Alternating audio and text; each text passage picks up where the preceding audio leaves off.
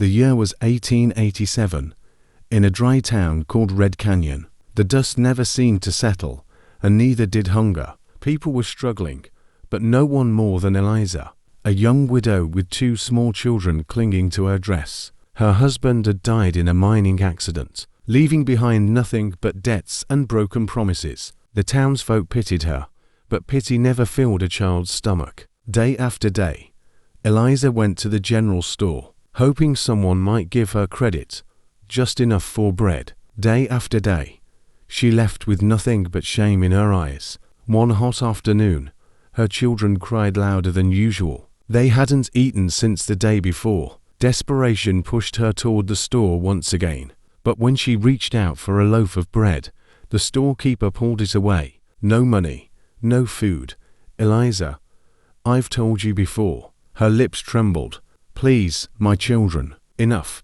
He cut her off, turning his back. With tears blurring her vision, Eliza gathered her children and stepped outside. The street was empty, except for a lone cowboy leaning against the post near the saloon. He had a rugged face, a wide-brimmed hat shadowing his eyes, and the kind of silence that carried power. He had watched everything. As Eliza walked past, clutching her hungry children, the cowboy spoke, his voice low but firm. "Ma'am." She froze, afraid. Men rarely brought good news. Slowly, she turned. The cowboy held out a small sack of food, bread, dried meat, even apples. Eliza's eyes widened, her breath catching. "I don't want charity," she whispered, her pride wounded, but her children whimpering behind her. The cowboy studied her, then said words she would never forget. "It ain't charity. It's a beginning."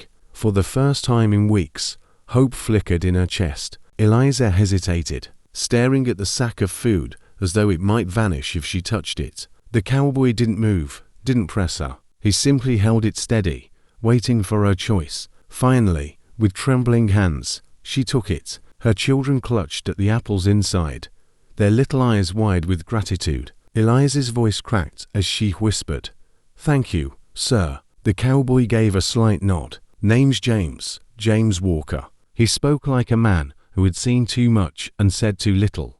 Before she could ask why he was helping her, he turned and started walking toward his horse, a tall black stallion tethered by the saloon. Eliza hurried after him. "Wait, why me?" James glanced at her children and then back at her. "Because I know what it means to be left with nothing, and because I don't like seeing good folk starve while others waste." His words sank into her heart. 4 years, she had carried her burden alone.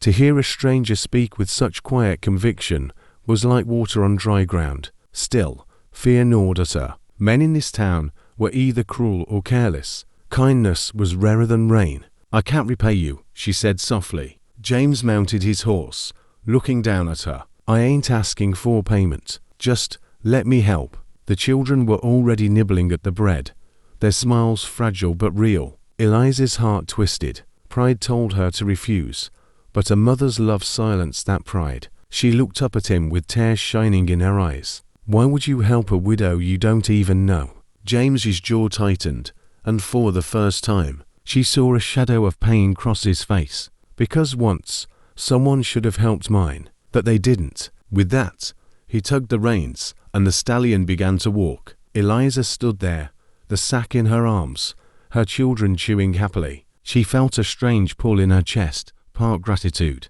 part curiosity, and something else she couldn't name yet. That night, as her children slept with full bellies for the first time in weeks, Eliza sat awake by the dim glow of a lantern. She thought of the quiet cowboy with haunted eyes. Who was he really? And why did she feel, deep inside, that this meeting was only the beginning of something far greater than fate itself? The next morning, Eliza woke to the sound of her children laughing, not crying.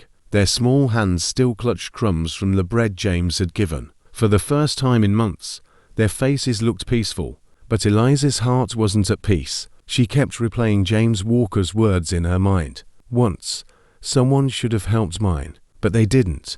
What did he mean? Who had he lost? That afternoon, as she carried water from the well, she saw him again. James stood at the edge of town, tightening the saddle on his stallion. It looked as if he was ready to leave, Panic stirred in her chest. Without thinking, she approached. "Are you going?" He looked up, surprised by the urgency in her voice. "Was planning to.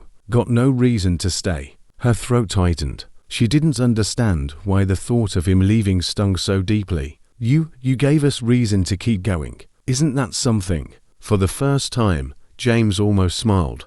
A faint curve touched his lips, though his eyes remained clouded. "Eliza," he said slowly, "this town doesn't care about people like you. Or me. You've been surviving alone too long. You need someone to stand with you." His words pierced through her walls, breaking something she had hidden even from herself. She wanted to be strong, to fight for her children, but she was so tired of being alone. Her voice shook. "And what about you, James? Who stands with you?" He was silent for a long time. Then, almost reluctantly, he admitted, "No one. Not since the war took my brother, and hunger took my mother."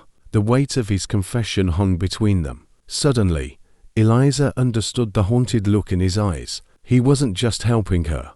In a way, he was helping himself, easing a wound that had never healed. She reached out, her hand trembling, and touched his arm. "Then maybe we don't have to stand alone anymore." For a long moment, he said nothing. Then he placed his weathered hand gently over hers. It was the first time in years that Eliza felt safe, truly safe. The wind swept through Red Canyon, carrying with it the sound of children's laughter from the small cabin where her little ones waited. In that fragile moment, both Widow and Cowboy realized something powerful. Survival had brought them together, but maybe love would keep them there.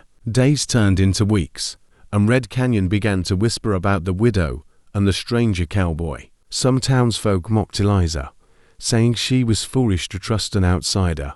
Others sneered at James, calling him a drifter who would leave as soon as his saddle grew heavy. But both knew the truth. They had found something worth more than the approval of strangers. James started helping Eliza mend the broken fences around her small cabin, teaching her son how to whittle wood and showing her daughter how to ride a horse without fear. In return, Eliza cooked for him, shared stories of her late husband, and, slowly, allowed herself to laugh again.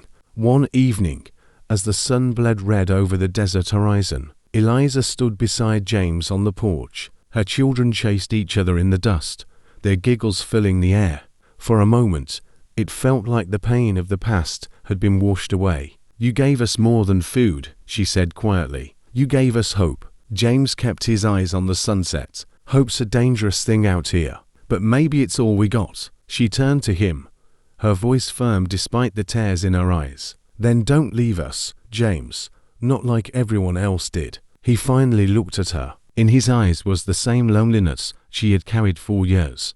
But now, there was something new. A spark, a reason. "I came here as a stranger," he murmured, "but maybe I was meant to stay." The words hit her heart like a promise. Slowly, Eliza reached for his hand, and this time, he didn't pull away. From that night on, Red Canyon had a new story to tell, not of tragedy, but of a starving widow who found life, again in the quiet strength of a cowboy who had lost everything.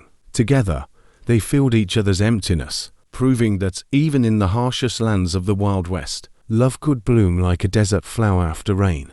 And so, where hunger once lived, hope took its place. Where loneliness had broken them, love rebuilt them. The widow and the cowboy had not just survived, they had changed each other's forever.